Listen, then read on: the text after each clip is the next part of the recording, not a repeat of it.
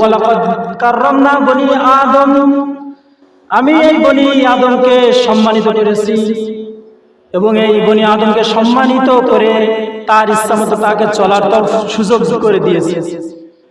সে ইচ্ছা করলে সে আমার পথে আসতে পারে, ইচ্ছা করলে শয়তানের দিকে সে যেতে পারে। এই জন্য আমরা বলবো না যে আল্লাহ তাআলা তৌফিক হয় নাই বলে আমরা মসজিদে আসি না, এটা আমাদের মুখ দ্বারা উচ্চারণ করা যাবে না। কারণ আল্লাহ তাআলা সেই ইচ্ছা আমাদেরকে দিয়েই দুনিয়াতে পাঠিয়েছে।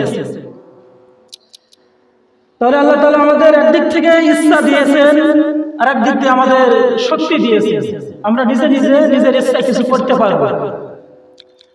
আল্লাহ তাআলা বলেন যে সমস্ত মাখলুকের ভিতরে আমি কারোর কোনো ক্ষমতা দিই নাই, কারোর মাতব্বারি চলবে না, অর্থাৎ আমার মাখলুকের ভিতরে কোনো মাখলুকের মাতব্বারি আমি গ্রহণ করব না, একমাত্র বান্দার মাতব্বারি আমি গ্রহণ করব। অর্থাৎ আল্লাহ তাআলা বনি আদমকে সমস্ত মাখলুকাতের থেকে মাতব্বারি করার সুযোগ দিয়েছে। অর্থাৎ বনি আদম চাইলে সে চেয়ারম্যানি করার মাতব্বারি করবে, সে এমপিগিরি করার মাতব্বারি করবে, সে দুনিয়ার বুকে শাসন করার মাতব্বারি করবে, সে বড় বড় ডিজাইনের বাড়ি বানানোর মাতব্বারি করবে। তাকে আমি এই মাতব্বারি দিয়েছি। ইচ্ছা করলে সে সাগরের উপর দিয়ে ব্রিজ করার মাতব্বারি আমি তাকে দিয়েছি।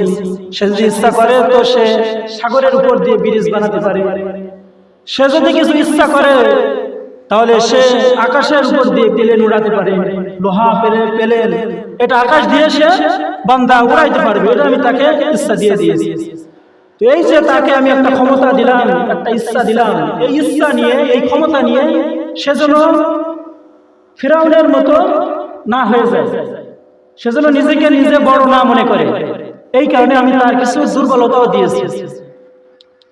ফিরাউন যেমন তার শাসন পেয়ে ক্ষমতা দেখায় নিজেকে আল্লাহ বলে দাবি করত, যে আমি পরাশক্তি, আমি আল্লাহ, জনগণকে বলতো যে আমি আল্লাহ। তো এই বলে ফিরাউন তার মন্ত্রীকে বললেন যে একটা সিঁড়ি করো, আসমানের দিকে একটা সিঁড়ি বানাও, আল্লাহ তাআলাকে মারার জন্য একটা সিঁড়ি বানালেন। তো আল্লাহ তাআলা বলেন যে আমি মানুষকে ডিজাইনের বিল্ডিং বানানোর মাতব্বারি দিছি, তো এই কারণে সেজন্য আমার দিকে বিল্ডিং বানাই আমাকে না মারতে আসে, ফিরাউনের সম্প্রদায়ের মতো যেন সে না হয়। আমি নমরুদকে ক্ষমতা দিয়েছিলাম, নমরুদ নিজেকে খোদা দাবি করে, তার ক্ষমতা পেয়ে সে মনে করতো সে নিজে খোদা, সে যে আসলে বান্দা এটা তার মাথায় ছিল না, সে বান্দা, সে নিজেকে খোদা মনে করতো। এই কারণে আমি নমরুদকে জুতার বাড়ি দিয়ে মেরে ফেলেছি। অর্থাৎ সে জুতার বাড়ি খেয়ে খেয়ে জীবনের শেষ ভাগ ত্যাগ করেছে, জীবনের নিঃশ্বাস সে জুতার বাড়িতে শেষ করেছে। ফিরাউন সে নিজেকে খোদা দাবি করত, ফিরাউনকে আমি পানিতে চুবিয়ে মারিছি। আর সাজ্জাদ হলো সে নিজেকে খোদা দাবি করত, সে তার খোদার জান্নাতে যাবে না বলে সে নিজেকে একটা জান্নাত করে ফেলবে। তো আল্লাহ তাআলা বলেন সাজ্জাদের দিকে লক্ষ্য করো, ওই সাজ্জাদকে আমি বানিয়েছি। ওই সাজ্জাদ যখন জন্মগ্রহণ করেছে তখন সে ছিল একটা সাগরের ভিতরে।